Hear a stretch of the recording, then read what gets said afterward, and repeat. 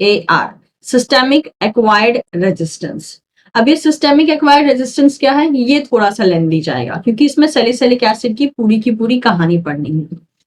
तो systemic acquired resistance की पूरी कहानी क्या है कि भाई प्लांट का एक पार्ट अफेक्टेड हो गया है, दूसरा पार्ट अभी अफेक्टेड नहीं हुआ है, तो वो पैथोजन बिजी है प्लांट के प्राइमरी साइट को अफेक्ट करने में, और प्लांट ने अगर खुद की रक्षा नहीं की तो प्लांट का दूसरा पार्ट भी क्या हो जाएगा, दैट इज अटैक के अंडर में आ जाएगा, मतलब कि सेकेंडरी अटैक भी हो सकता है। तो ऐसे केस में कंपैटिबल पैथोजन का रोल देखा जाता है जो कि डिजीज कॉज कर सकते हैं। और डिस्टेंट एरिया में इंफॉर्मेशन को पहुंचाने के लिए सैलिसिलिक एसिड मेनली अपना रोल प्ले करता है। सैलिसिलिक एसिड जब काम करता है तो वो पीआर प्रोटीन का भी प्रोडक्शन करवाता है। अब ये कैसे होता है, क्या होता है, चलिए अब डिटेल में समझने की कोशिश करते हैं। Local pathogen challenge enhancing resistance to the secondary infection. Local जो एरिया में पैथोजन ने अटैक किया है उसकी वजह से क्या होता है, सेकेंडरी इन्फेक्शन के लिए प्लांट में रेजिस्टेंस डेवलप कराना जरूरी हो जाता है, और इसी को हम SAR कहते हैं, that is systemic acquired resistance कहते हैं। They normally develop over a period of several days and SAR appear to result from the increased level of certain defense compound that we have already mentioned, including the chitinase and other hydrolytic enzyme. तो secondary infection के लिए जो resistance है वो कैसे develop होता है, जब प्राइमरी इन्फेक्शन के टाइम पे प्लांट इतना फाइट कर रहा है, जैसे हाइपर सेंसिटिव रिस्पॉन्स शो कर रहा है, तो जब फाइट कर रहा है तो उसी दौरान जो है सेकेंडरी इन्फेक्शन के लिए रेजिस्टेंस प्लांट में डेवलप कर दिया जाता है, और इसी को हम SAR कहते हैं। ऑल्दो SAR किस तरीके से इंड्यूस होता है, यानी किस तरीके से शुरू होता है, ये अभी फिलहाल में अननोन है, लेकिन देखा गया है कि एक एंडोजीनस सिग्नल होता है जिसे हम सैलिसिलिक एसिड कहते हैं, जो कि बेंजोइक एसिड का डेरिवेटिव है, ये इसमें इन्वॉल्व है। सैलिसिलिक एसिड जो है, जिस एरिया में इंफेक्शन हुआ है या जिस एरिया में इनिशियल अटैक हुआ है उस एरिया में इसका कंसंट्रेशन अच्छा खासा बढ़ जाता है, और वो वहां पे SAR यानी सिस्टेमिक एक्वायर्ड रेजिस्टेंस क्रिएट करता है, that is in the other part of the plant. ठीक है, एविडेंस ने सजेस्ट किया है कि जो मिथाइल सैलिसिलेट होता है वो एक मोबाइल सिग्नल की तरह काम करता है, और ये वैस्कुलर सिस्टम के द्वारा ट्रैवल करता है ताकि ऐसे पार्ट में पहुंच सके जो पार्ट अभी इन्फेक्टेड नहीं हुए हैं। अरेबिडोप्सिस में देखा गया कि एक DIR1 जीन है। ठीक है, DIR1 जीन क्या करता है, DIR1 जीन एक प्रोटीन को कोड करता है जिसका नाम है लिपिड ट्रांसफर प्रोटीन। ये प्रोटीन क्या करती है कि जब एक तरीके से ये जो सिग्नल हम कह रहे हैं मोबाइल सिग्नल जो ट्रांसफर होके SAR करवा रहा है, जब ये मोबाइल सिग्नल ट्रांसफर करता है तो उस टाइम पे ये लिपिड ट्रांसफर प्रोटीन भी उसकी मदद करते हैं लॉन्ग डिस्टेंस सिग्नल को ट्रांसफर करने में, राइट। तो देखा गया कि ये DIR1 यानी ट्रांसफर करने में मदद करता है, तो अगर इसका म्यूटेशन हो जाए तो क्या हो जाएगा, there will be block of SAR response and DIR1 gene is specially express in the phloem. तो अगर अरेबिडोप्सिस में देखा गया कि DIR1 जीन का अगर ब्लॉकेज हो जाता है तो SAR रिस्पॉन्स उस प्लांट में देखने को नहीं मिलेगी। चलिए, अब जब हम सैलिसिलिक एसिड के बारे में बात ही कर रहे हैं तो सैलिसिलिक एसिड के बारे में कुछ बातें जान लेते हैं एज अ एडिशनल फॉर्म। तो सैलिसिलिक एसिड भी एक फिनोलिक फाइटो हार्मोन है, जैसे कि मैंने कहा था कि हम सैलिसिलिक एसिड भी फाइटो हार्मोन है, लेकिन हम इसको स्ट्रेस फिजियोलॉजी में पढ़ेंगे। तो यहाँ पे जो हम पढ़ रहे हैं तो उसमें दोनों चीज कवरेज हो जा रहा है, प्लांट फाइटो हार्मोन का भी और स्ट्रेस का भी पोर्शन। तो सैलिसिलिक एसिड एक फिनोलिक फाइटो हार्मोन है क्योंकि ये बेंजीन का डेरिवेटिव माना जाता है, और ये बहुत से ग्रोथ को एंड डेवलपमेंट को कंट्रोल करने का काम करता है, और साथ ही साथ ये biotic and abiotic stress response में भी अपना रोल प्ले करता है। और इसको देखा गया है कि ये पॉजिटिवली रेगुलेट करता है डेवलपमेंट ऑफ लीफ सेनेसेंस, यानी लीफ में सेनेसेंस को करवाने में ये मदद करता है। जैसे कि फॉर एग्जांपल एक अरेबिडोप्सिस म्यूटेंट में देखा गया कि वो म्यूटेंट में अगर डिफेक्ट है that is in salicylic acid biosynthesis pathway में या सैलिसिलिक एसिड सिग्नलिंग पाथवे में, तो उस म्यूटेंट में जो है सेनेसेंस डिले हो चुका था compare to the wild type. क्योंकि अगर हम कह रहे हैं कि SA जो है दैट इज सैलिसिलिक एसिड, ऐसे अगर एक तरीके से लीफ सेनेसेंस करवा रहा है तो ऐसे अगर प्रोड्यूस ही ना हो या फिर प्रोड्यूस हो गया लेकिन सिग्नलिंग में पार्टिसिपेट ना कर रहा हो, तो दोनों ही केसेस में लीफ में सेनेसेंस वो नहीं करवा पाएगा, हेंस लीफ सेनेसेंस डिले हो जाएगा। साथ ही साथ ऐसे content of Arabidopsis leaf increases at the time of chlorophyll concentration begin to decline. अब क्लोरोफिल कंसंट्रेशन कब डिक्लाइन होता है? जब टाइम आ चुका होता है किसका? सेनेसेंस का। तो उस टाइम पे भी जो है ऐसे का कंसंट्रेशन अराबिडोप्सिस में बढ़ जाता है। इसके अलावा देखा गया है कि अगर आप ऐसे ट्रीटमेंट करते हैं, ऐसे treatment induce the expression of many SAGs include the WRKY 53 gene. यानी कि अगर आप एक लीफ को ट्रीट करते हैं किससे? सैलिसिलिक एसिड से, तो उस टाइम पे सेनेसेंस एसोसिएटेड जीन्स का एक्टिवेशन हो सकता है। उनमें से एक जीन है वर्की 53 जीन। इतना ही नहीं, INA that is 2,5 dichloro isonicotinic acid as well as salicylic acid, ये दोनों को ही देखा गया है that they are potent inducer of plant defence response including the synthesis of PR proteins. यानी PR प्रोटीन्स को फॉर्म करवाना है तो सैलिसिलिक एसिड सिग्नलिंग भी काम कर सकती है, या फिर उसके बदले हम INA को भी यूज कर सकते हैं for synthesising the PR proteins, और प्लांट में जो है डिजीज रेजिस्टेंस क्रिएट करने में भी हेल्प कर सकते हैं। इतना ही नहीं, जो सैलिसिलिक एसिड होता है ये widely used analgesic effect show करता है, यानी कि ये पेन रिलीफ करने में भी मदद करता है, जो कि एक टाइप से आप कह सकते हो कि ये एक ऐसा एनाल्जेसिक कंपाउंड है जो कि प्लांट से डिराइव किया गया है।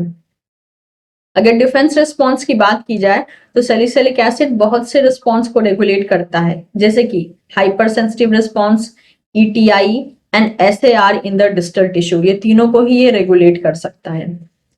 आप समझते हैं इसकी सिग्नलिंग को सॉरी बायोसिंथेसिस पाथवे को।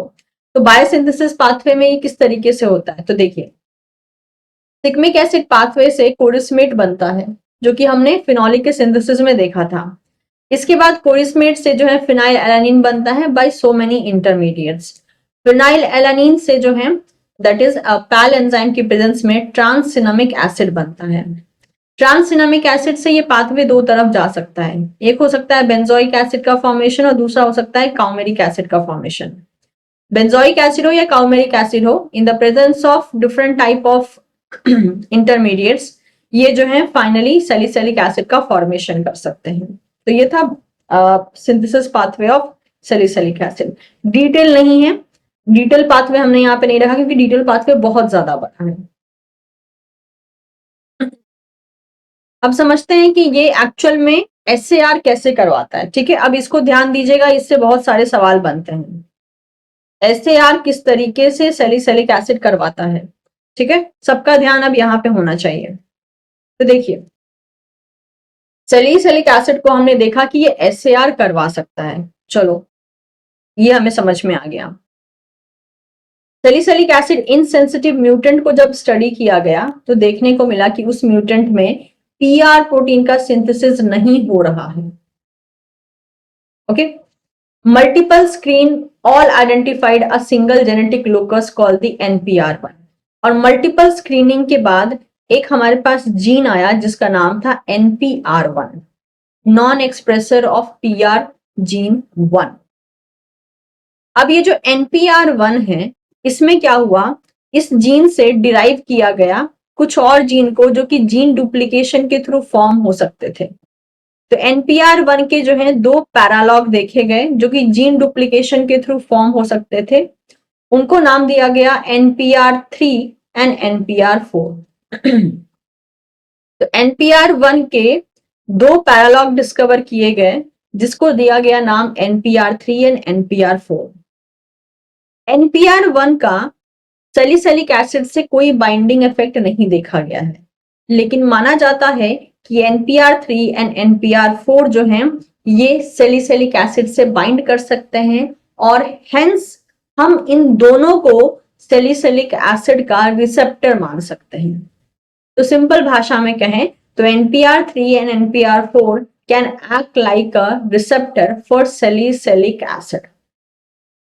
ओके, NPR1 जो है ये एक्चुअल में ओलिगोमर यानी मल्टीपल सब यूनिट कनेक्ट करके भी पाया जा सकता है, या फिर ये मोनोमेरिक फॉर्म में भी पाया जा सकता है। Structurally, the three protein resemble adapter protein for Qlin 3 E3 ubiquitin ligase pathway, suggesting that similar to the auxin, gibberellin and jasmonic acid receptor, they are involved in targeted protein degradation via the ubiquitin proteasome pathway.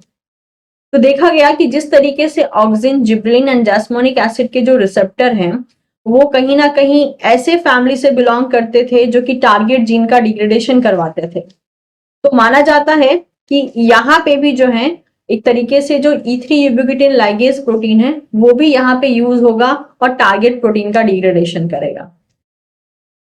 Salicylic acid जो है जैसे कि हमने कहा ये hyper sensitive response को regulate कर सकता है, अफेक्टेड ट्रिगर इम्यूनिटी करवा सकता है at a primary infection site और SAR करवा सकता है इन द डिस्टल टिश्यू। तो ये था सारा का सारा introductory point about the salicylic acid signalling कि कौन कौन से मेंबर जो है पार्टिसिपेट करने वाले हैं सिग्नलिंग पाथवे में। अब वन बाय वन करके समझते हैं। यहाँ पे पहली कहानी क्या है? पहली कहानी है कि मान लीजिए किसी पैथोजन ने प्लांट को इन्फेक्ट नहीं किया है, तब क्या देखने को मिलता है। ठीक है, तो आपके सामने ये जो पिक्चर है ये पिक्चर बता रही है दैट इज अनइन्फेक्टेड टिश्यू के बारे में, यानी प्लांट पे किसी पैथोजन का अटैक नहीं हुआ है। तो जब ये प्लांट अनइन्फेक्टेड है तो आप खुद इमेजिन कीजिए कि क्या सैलिसिलिक एसिड प्रोड्यूस होगा? नहीं होगा, राइट। तो हम कहते हैं there will be no salicylic acid engagement. तो यहाँ पे जो NPR1 होता है जब कोई पैथोजन अटैक नहीं किया है तब क्या चलता है, तब सिग्नलिंग कैसी चल रही होती है। The function of NPR1 is to activate salicylic acid responsive gene involved in the defense. NPR1 का काम होता है salicylic acid responsive gene का एक्टिवेशन करवाना जो कि प्लांट में डिफेंस को एक्टिवेट करवा सके and perhaps bye promoting the degradation of repressor protein, और साथ ही साथ रिप्रेसर प्रोटीन का डिग्रेडेशन करवा सके। ये दो काम है किसका? NPR1 का, कि जो रिप्रेसर प्रोटीन है उनको डिग्रेडेशन करवा दिया जाए और जो सैलिसिलिक एसिड रिस्पॉन्सिव जीन है उनका एक्टिवेशन करवा दिया जाए। ये दो काम है किसका? NPR1 का। NPR1 एक्चुअल में ओलिगोमर फॉर्म में as well as monomer form दोनों फॉर्म में पाया जाता है। जब कंडीशन ऑक्सीडाइजिंग हो उस टाइम पे ये अपने ओलिगोमर फॉर्म में पाया जाता है और ये मेनली साइटोप्लाज्म में उस टाइम पे पाया जाता है, और रिड्यूसिंग कंडीशन में ये मोनोमर फॉर्म में चला आता है जिस फॉर्म में वो इजीली न्यूक्लियस के अंदर एंट्री ले सकता है। तो जब इसको न्यूक्लियस के अंदर एंट्री लेना होता है तो ये मोनोमर फॉर्म में आ जाता है, और जब इसको साइटोप्लाज्म में रहना होता है तो ये ओलिगोमर फॉर्म में होता है। Okay, next, prior to the infection, यानी इन्फेक्शन नहीं हुआ है उससे पहले की कहानी सुनाई जा रही है।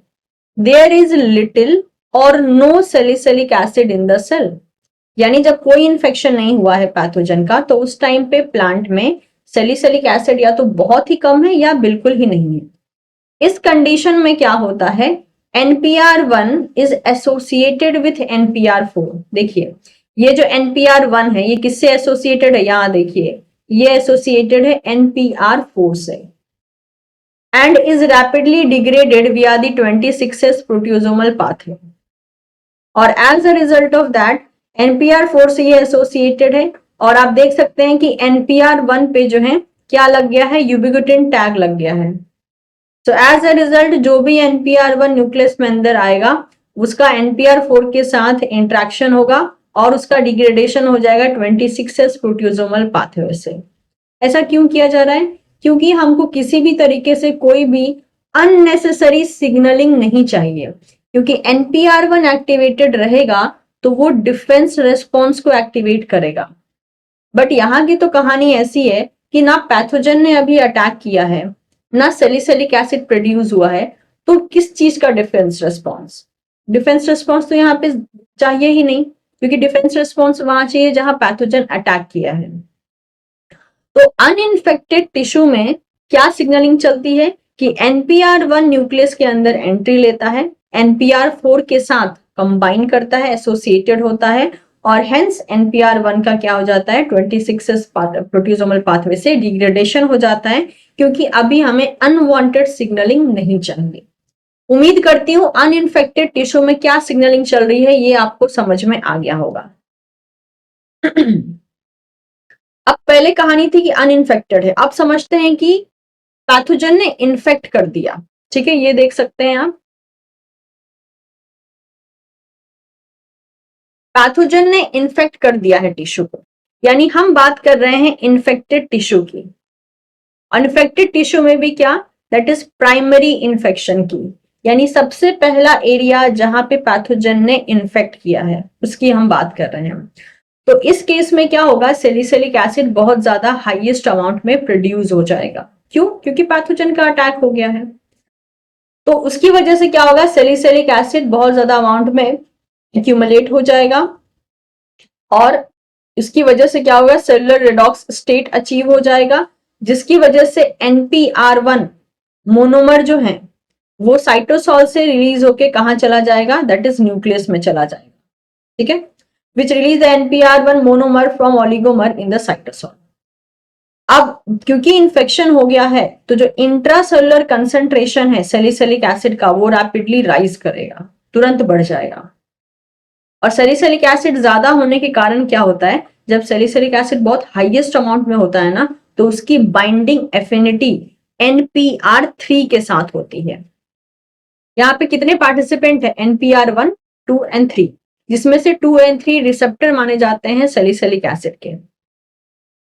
और NPR1 क्या करता है, डिफेंस रिस्पॉन्स को रेगुलेट करता है।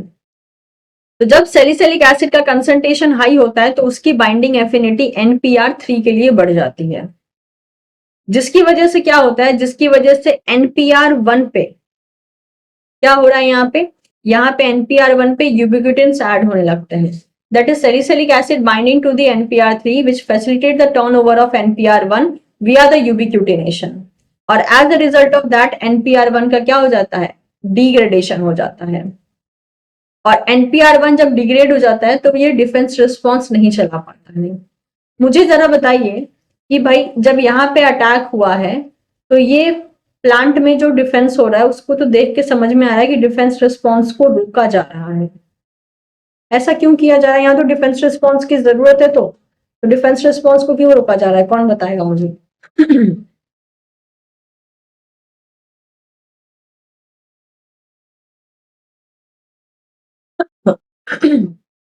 Sorry, yes. तो कहानी यहाँ पे ये है कि भाई ये जो टिश्यू है प्राइमरी इन्फेक्शन वाला वो हो गया है इन्फेक्टेड। अब हम उसकी जान बचा के कुछ नहीं कर सकते हैं, लेकिन उसकी जान बच सकती है अगर वहां पे डिफेंस रिस्पॉन्स चालू हो जाए तो। और हमको डिफेंस रिस्पॉन्स चलाना नहीं है क्योंकि वो इतना इन्फेक्टेड है कि अगर हम वहां के टिश्यू को बचाने की कोशिश करेंगे तो वहां का बैक्टीरिया उस टिश्यू पे फीड करके अपना जो इन्फेक्शन है उसको और स्प्रेड करने लगेगा। तो यानी ये बेवकूफी होगी, इस टिश्यू को बचाना यानी इस लीफ को बचाना ये बहुत बड़ी बेवकूफी होगी। तो प्लांट ने बहुत ब्यूटीफुली खुद को इवॉल्व किया है और वहां पे ऐसी सिग्नलिंग चलाई है कि गलती से भी जो इन्फेक्टेड एरिया है वहां पे डिफेंस रिस्पॉन्स ना चले, क्योंकि ना डिफेंस रिस्पॉन्स चलेगा ना वो टिश्यू बचेगा। तो यहाँ पे फिर क्या चलाना चाहता है वो, एक्चुअल में यहाँ पे वो चलाना चाहता है HR रिस्पॉन्स को।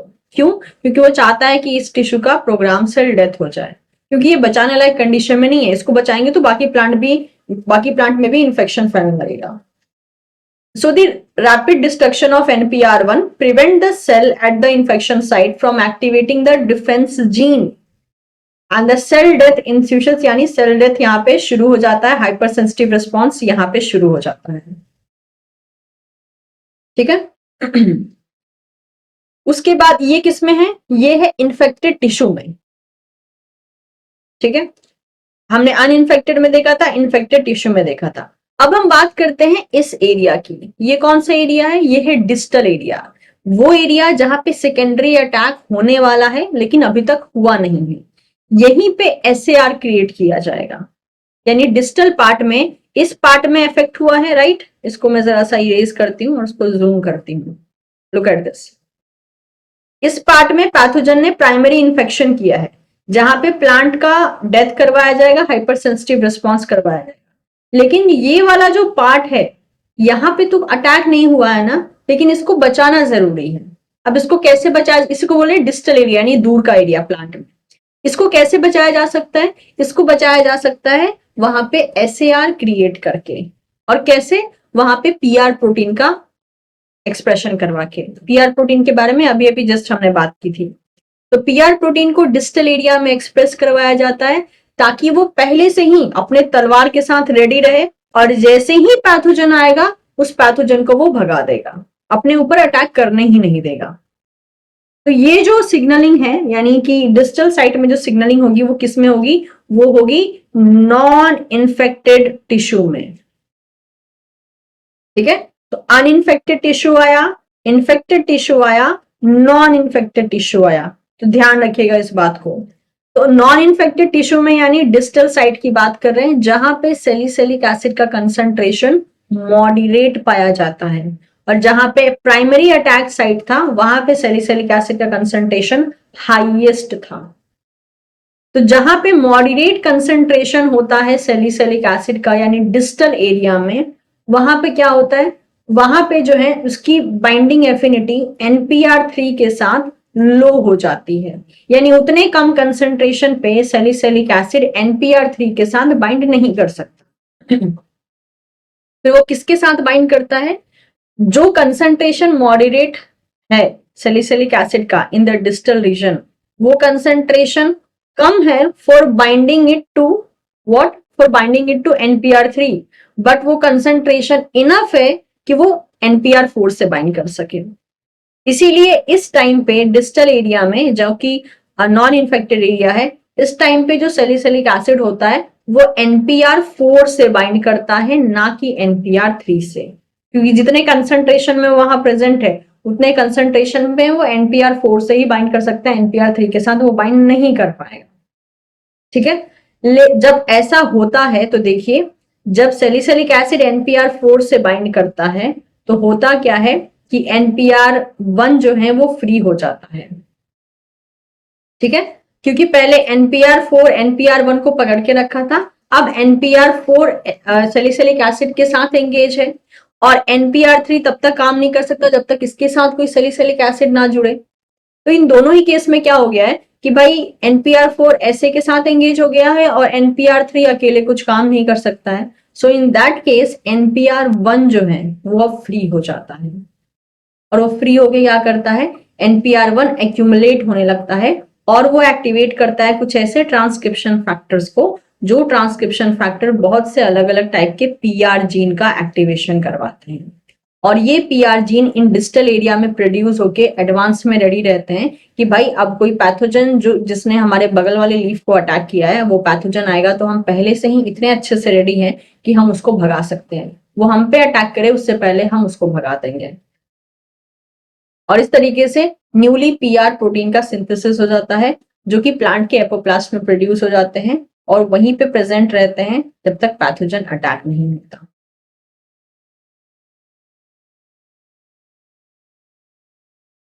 तो ये थी पूरी की पूरी कहानी कि किस तरीके से जो है हमको देखने को मिल रहा है, that is SAR in response to the pathogen attack, और उसमें सैलिसिलिक एसिड किस तरीके से अपना रोल प्ले कर रहा है।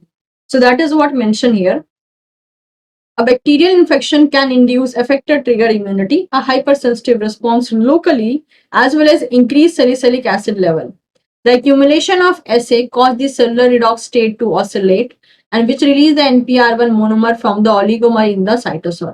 The NPR1 monomer are then rapidly translocated into the nucleus. A high level of SA concentration in the nucleus promote the association of a NPR1 with NPR3, which lead to the NPR1 degradation via the ubiquitin proteasomal pathway. In the absence of NPR1, allow ETI and PCD to occur. यानी जब NPR1 नहीं रहेगा तो उस case में affected trigger immunity या PCD देखी जाएगी. The SA concentration of neighboring cell is lower. NPR1 degradation through binding to the NPR3 does not occur and NPR1 accumulate. Now the NPR1 interact with the transcription factor and activate the gene expression involved in the defense against the secondary infection. अब हम क्या करते हैं, इसको हम जरा सा एक अपने तरीके से एक रिवीजन स्लाइड बना लेते हैं, ठीक है, अच्छे से चीजें और क्लियर हो जाएंगी जो बच्चे को चीजें हैं। तो कहानी क्या है? कहानी यहाँ पे 3, दैट इज अनइन्फेक्टेड। अनइन्फेक्टेड के केस में क्या है? अनइन्फेक्टेड के केस में सैलिसिलिक एसिड प्रेजेंट ही नहीं है, नो सैलिसिलिक एसिड। ठीक है, तो इन दैट केस जो NPR1 है, NPR1 ये क्या करेगा? ये न्यूक्लियस में एंट्री लेगा।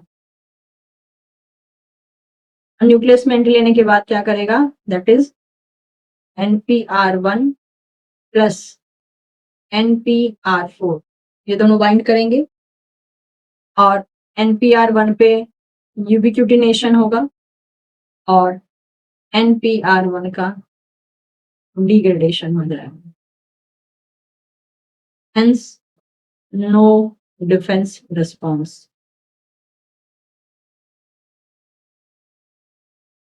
क्यों? क्योंकि ये अनइन्फेक्टेड था, जरूरत भी नहीं थी, क्योंकि इस पे अभी तक अटैक ही नहीं हुआ है। सिंपल सी भाषा में क्या है? तो there is no pathogen, no pathogen. जब पैथोजन है नहीं तो भाई क्या करोगे डिफेंस रिस्पॉन्स को चालू करके? ठीक है, नेक्स्ट अब बात करते हैं इन्फेक्टेड टिश्यू की।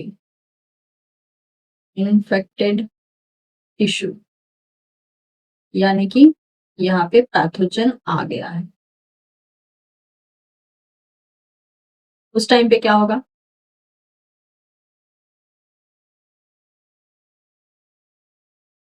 उस टाइम पे सैलिसिलिक एसिड का कंसंट्रेशन बहुत ज्यादा हाई हो जाएगा।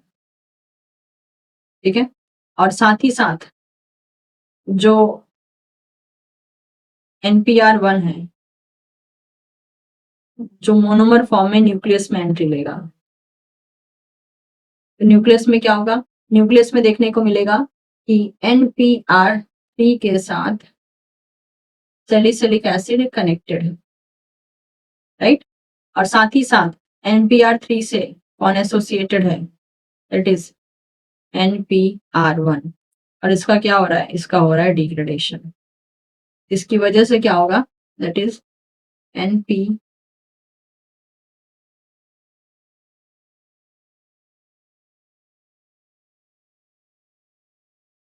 का डिग्रेडेशन हो जाएगा और हेंस नो डिफेंस रिस्पॉन्स। लेकिन यहाँ पे क्या चालू किया जाएगा? That is hyper sensitive response for PCD चालू किया जाएगा एंड सेल डेथ हो जाएगा। क्यों? क्योंकि भाई ये टिश्यू इतना इन्फेक्टेड है कि इसको बचाने का कोई मतलब नहीं बनता है। अब बात करते हैं किसमें? नॉन इन्फेक्टेड में। नॉन इन्फेक्टेड यानी जो अभी तक इन्फेक्टेड नहीं हुआ है। इन्फेक्टेड यानी हम बात कर रहे हैं डिस्टल एरिया की, डिस्टल एरिया की बात कर रहे हैं।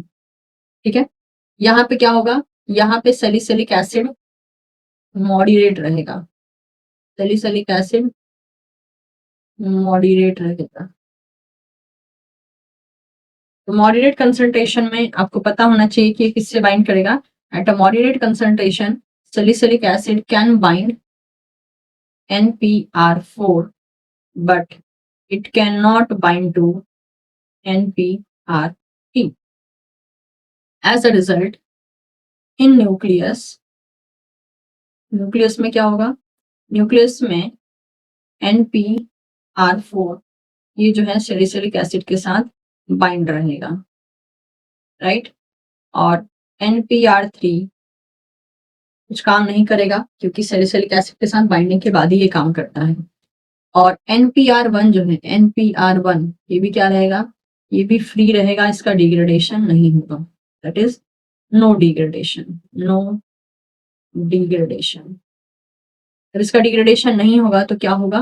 That is now it will bind to the transcription factor and hence will induce PR gene expression, जो भी क्या करेगा, जो कि एक डिफेंस रिस्पॉन्स है, defence response for secondary attack, secondary infection. बताइए क्लियर हो गया सभी को ये समरी?